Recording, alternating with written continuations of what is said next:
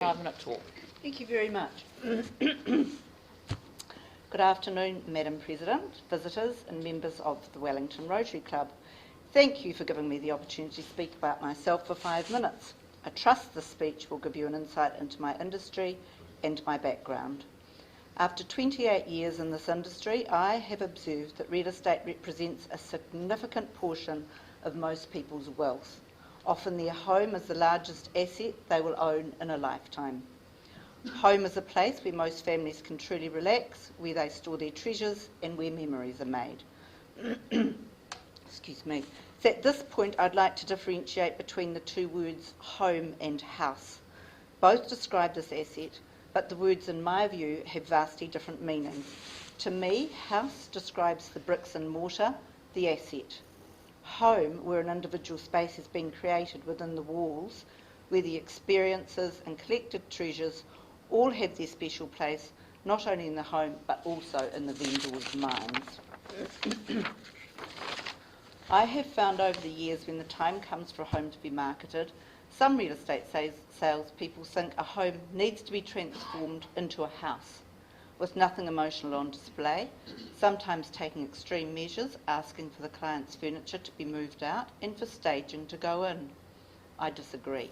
My approach is different. If a home is going to the market, I would prefer to use a client's furniture, leave some of their personal belongings throughout the home, and in my view, buyers then see a home rather than a house. Buyers usually become more emotionally attached to a home. It may be an old-fashioned ideology, but it has worked time and again for my vendors. In fact, I would go as far as saying that creating an inviting individual atmosphere, not a show home, is an important factor in fetching the best price possible.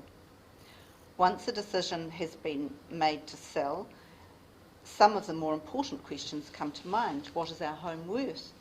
Who should we contact? Who will fetch us the best price? Who would we feel comfortable having in our home amongst all our personal belongings?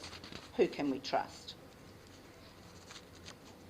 Fortunately, we now have the REA to protect consumers buying and selling real estate. In my view, the REA have cleaned up what was mainly an unregulated industry. We also have health and safety regulations to adhere to, AML, that's Anti-Money Laundering, the OIA, Overseas Investment Act. This and other legislation has become part of the agent's obligations and responsibilities.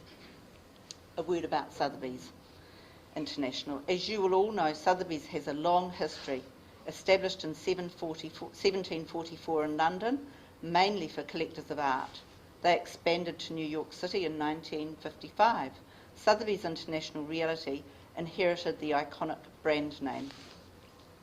Sotheby's International Realty New Zealand was founded in 2005 by Mark Harris and Julian Brown, establishing the first office in Queenstown in 2005.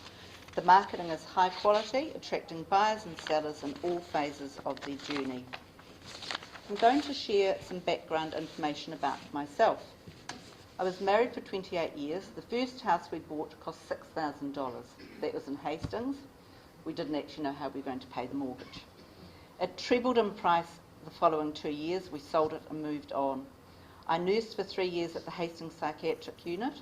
On our return from living in Australia, I worked for 2 years as a phlebotomist, a vampire, at the Wellington Blood Bank. I have 3 adult children. 2 live in Auckland and 1 lives here in Wellington. My eldest daughter has her PhD and is a research fellow in the medical and health sciences at Auckland University. My son has an engineering business in Auckland, and my youngest daughter trained in early childhood and has managed 2 centres here in Wellington. I have 4 grandchildren. The eldest, Madeline, is a doctor of medicine, currently working at Dunedin Hospital. Oscar is here in Wellington, studying for a degree in film, and Hannah is in her last year at Dio in Auckland. Rosie, the youngest, is also in her last year of secondary school here in Wellington at Queen Margaret.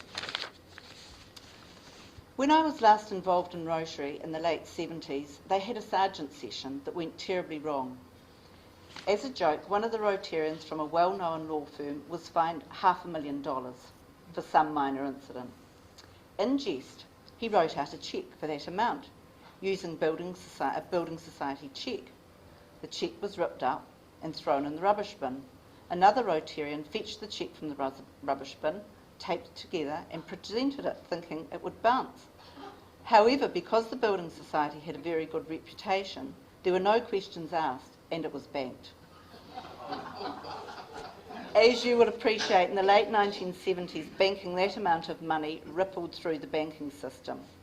Then the repercussions became evident, and the club, the law firm, and the person who banked the cheque were highly embarrassed. Cost the law firm and others involved a few $100s to sort out the mess, bank fees, etc. There were a few red faces, and it was hushed up for many years. And although amusing to some, the banks took a more serious view. I would think a prank like this would only happen in the provinces. I would like to finish with this quote from Henry Ward Beecher, 1887.